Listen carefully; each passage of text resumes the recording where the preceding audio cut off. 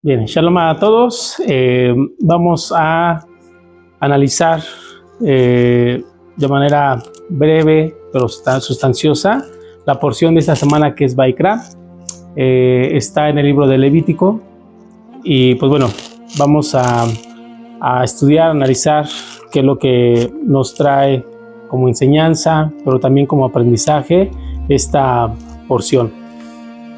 Una de las particularidades con las que inicia esta porción, que es Vaikra, es que en hebreo la palabra Vaikra, que se escribe con una Vav, una Yud, una Kuf, una Resh y una Aleph, la Aleph es más pequeña que las letras, que las demás letras que conforman la palabra Vaikra, específicamente en este verso. Se menciona Vaikra también en otra porción, que es en el libro del Génesis, cuando Dios le habla también a Adán, y las letras se escriben de manera normal. Sin embargo, aquí trae como referencia, como distintivo, la letra Aleph. Dicen los comentaristas, ¿por qué la letra Aleph es más pequeña en esta descripción? Bueno, nos comparten que hace referencia a la humildad de Moisés, de Moshe. Recordemos que Moisés es catalogado, es nombrado como el hombre más humilde, y no únicamente en esas generaciones. Dicen los rabinos que incluso en estas nuevas generaciones él ha sido y será considerado el hombre más humilde. Por eso es que esa letra Aleph al final de Vaikra, de esta palabra escrita aquí en la Torah, es más pequeña. Y esto nos trae a nosotros como enseñanza que debemos ser humildes. Moisés tenía muchos elementos o sustento para poder elevar su ego, su orgullo, porque Dios hablaba directamente con él, hablaba en cualquier momento, en cualquier lugar. Aquí hace una especificación que le habla desde la tienda, pero Dios hablaba directamente con él. Cuando estuvo en el monte Sinai recibiendo las tablas, Moisés y Dios estaban unidos justamente en ese proceso, ¿no? de entrega-recepción de las tablas y de la Torah. Entonces, y pues bueno, aquí él hace referencia a esta Aleph pequeña acerca de la humildad, y nosotros debemos mantener esa humildad cada vez que tenemos un nuevo conocimiento, cada vez que tenemos una nueva enseñanza. No debemos dejarnos llevar por el ego, por el orgullo, ¿no? Así como que, tú que me puedes enseñar, tú acabas de ingresar y algo por el estilo. No, debemos de, con mucha paciencia, con mucho amor, escuchar a las personas cada vez que nos dan un consejo, una palabra, etcétera. Debemos siempre tener nuestra Aleph pequeña, manteniendo esa humildad. Dios pudo haber llamado de otra manera también a Moisés, sin embargo ocupa esta palabra Vaikra, que está interpretada como una forma de hablar con cariño, con amor, ¿no? Así como cuando nosotros nos referimos a la esposa en un momento lindo, no en un momento de molestia, ¿no? Porque ahí pues ocupamos a lo mejor el nombre completo, ¿no? Samuel, ¿no? Ya firme, ¿no? Así como que algo por el estilo. No, aquí es de una manera cariñosa, oye, como decirle a alguien, oye Samuelito, mira, ve, ¿no? Así, de esa manera Dios se está refiriendo a Moisés. Por eso ocupa el concepto Vaikra, porque esa palabra se relaciona con cariño, con afecto, ¿no? Mira, Moshe, pasa, no pasa nada, tú entra, vamos a platicar, vamos a dialogar, escúchame, tengo esto preparado para el pueblo, etc. Entonces lo dice de esa manera, a diferencia de otros pasajes donde sí describe la Biblia, en donde Dios le dice a Moisés, Dios ordena a Moisés, etc. Aquí específicamente le está hablando con cariño. También de la misma manera se refirió Dios con Adán. Esto lo vemos en el Génesis, Bereshit, Génesis capítulo 3, verso 9. Si nosotros vamos a la escritura, vemos que también está escrita la palabra Vaikra. ¿Cuál fue la diferencia entre Adán y Moisés? Que Adán, en lugar de responder o corresponder a ese llamado de cariño que Dios le había hecho, Adán se oculta, se esconde, etc. Moisés, él accede de manera inmediata a ese llamado. Y una de las características de esta palabra, voy a mencionar, porque es importante hacer esa distinción de palabras tanto en hebreo como en castellano, ¿no? En castellano, la palabra ley no tiene ninguna raíz, no tiene ningún simbolismo, ningún significado, es únicamente ley. En el hebreo no es así.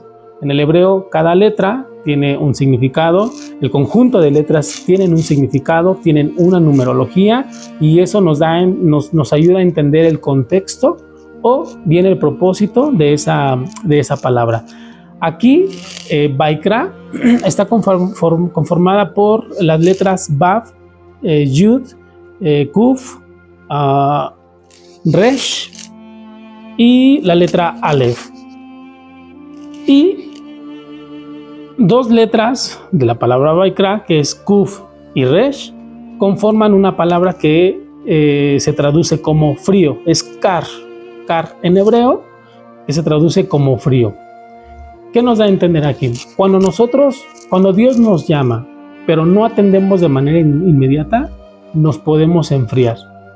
Entonces, cada vez que nosotros recibimos un llamado por parte de Dios a través de la Biblia, a través de una persona, a través de un suceso, de un hecho, etcétera, y no reflexionamos y no entendemos que Dios nos está llamando, y postergamos y decimos después o mejor mañana, etcétera, ¿qué pasa? Nos estamos enfriando. Entonces, si no atendemos a ese llamado de manera inmediata o no hacemos lo que ya hemos determinado hacer, en cumplir un precepto, una mitzvah o una buena acción, darle a alguien algún objeto, alguna ayuda material, monetaria, etcétera. Si no lo hacemos en el momento cuando lo determinamos, nos enfriamos y ya no lo hacemos.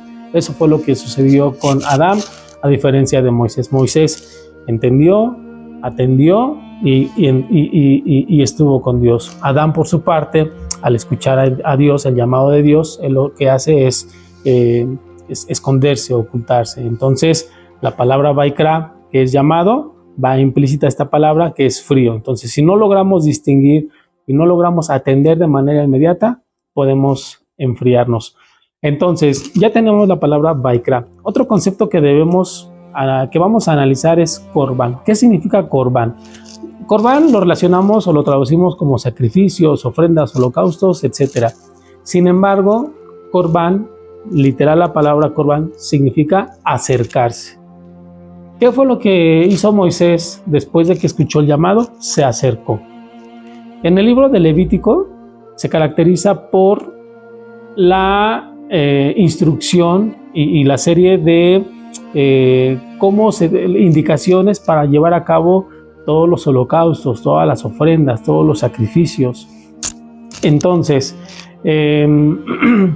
cuando nosotros escuchamos el llamado Vaikra y decidimos acercarnos, estamos haciendo Korban. Literalmente, eso significa Korban, acercarse a Dios. Entonces, aquí ya es otro concepto que nosotros debemos aprender y que viene implícito en esta porción de esta semana.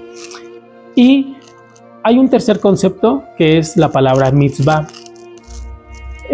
Muchos relacionan la palabra mitzvah no es traducido es traducido como precepto, pero no en el sentido que tiene mucha gente, que es una ley, que las leyes son cargas, etcétera. No.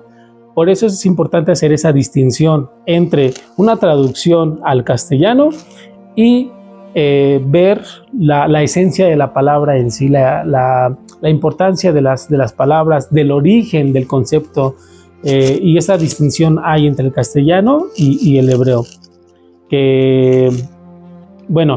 La palabra mitzvah viene de la raíz conexión, que es conectar. Cuando nosotros cumplimos un precepto, estamos haciendo una conexión con Dios. Si nosotros vemos los preceptos, los mandamientos como una carga o como que eso ya no es para nosotros, ya no se hace en ese tiempo, nos estamos perdiendo de manera automática una conexión con Dios. Entonces, complementando esas tres palabras, Vaikra, llamado, conectando esas tres palabras, que es llamado, Korban, acercarse, y mitzvah, que es conectar, si nosotros trabajamos en esas tres áreas, atendemos al llamado, nos acercamos y hacemos y cumplimos los mandamientos de Dios, eso nos puede llevar a un plano espiritual muy superior. Y eso es algo que nosotros promovemos, queremos, buscamos y por eso compartimos. Cuando la persona cumple cabalmente un precepto, no por querer recibir algo a cambio, porque pudiéramos pensar, entonces ya lo hice, ahora ¿qué voy a recibir? No, ese no es el sentido de un precepto. Cumplir un precepto es por amor a Dios, porque así lo entendimos y porque hay un compromiso de quererlo hacer, ¿no? Porque queremos estar conectados con Dios. Cuando nosotros nos disponemos a cumplir un precepto y nos esforzamos para hacerlo de la mejor manera, va a llegar el momento en el que Dios nos va a bendecir de una manera en la que podamos a lo mejor poco poder imaginar, ¿no? Y quiero citar como un ejemplo a la hija de Faraón. Y nos trasladamos cuando Faraón decreta, ¿no?, que todos los niños tenían que ser muertos, etc. Se dice que, bueno, no sé, la Torá, la Biblia relata que la hija de Faraón estaba junto al río, se estaba bañando, etc. Y vio a Moisés, a este pequeño en el canasto. ¿Qué mérito tuvo esta mujer, hija de Faraón, para poder ser ella el medio para salvar a Moisés y que después Moisés fuera quien salvara al pueblo? Para que esta mujer, hija de Faraón, tuviera esa dicha, esa bendición, es porque tuvo un mérito muy grande, y ese mérito tuvo que haber sido, sin lugar a duda, el cumplimiento de algunos preceptos o de algún precepto, de alguna ley, de algún mandamiento. Cuentan los sabios, y lo comparto. Bueno, antes, en el judaísmo actualmente, y eso es todavía algo que se hace actualmente, cuando alguien quiere hacer la conversión, hay un proceso. Y ese proceso, parte del proceso se le llama hacer una tevilá. ¿Qué es una tevilá? Bueno, se van a un lugar donde hay agua, la persona se sumerge, hay formas de hacerlo, y en ese momento se le cambia el nombre a la persona. Ya no es el nombre que tenía de manera común, sino que ahora ya es un nuevo nombre. Esta es una práctica en el judaísmo actual todavía. Entonces, y esa es parte de un proceso de conversión. Sí o sí, así tiene que ser. Cuando la hija de Faraón está en el río, reitero, tuvo que haber hecho un mérito muy grande para poder ella ser el medio para salvar a Moisés. Ya después sabemos todo lo que pasó con Moisés. Se dice que esta hija de Faraón no era en realidad su hija directa, sino que era su hijastra. Pero ella tenía una conciencia. Recordemos que Faraón se creía Dios, se creía un ser supremo, se creía una deidad. La hija de Faraón, o su hijastra de Faraón, no estaba conforme y ella sentía como que no eran las cosas así, sino que había un ser supremo, había alguien más que podía controlar el mundo, algo similar como con Abraham. Entonces ella tenía esa inquietud, ¿no? Y ese deseo de decir, no, Faraón, mi padre, no puede ser una deidad, no puede ser Dios, tiene que haber algo más. Entonces, cuando ella entiende que hay un Dios creador del mundo, del universo, ella decide hacer la tevilá, hacer esa conversión. Y es ahí que por ese mérito que ella hizo, de hacer esa conversión, de dejar la idolatría y aceptar a Dios como único ser supremo, por ese mérito que ella hizo, Dios le da la dicha de poder salvar a este pequeño, que es Moisés. Cuando ella lo toma, lo ve y ella sabía que era un niño hebreo, a ella no le importó.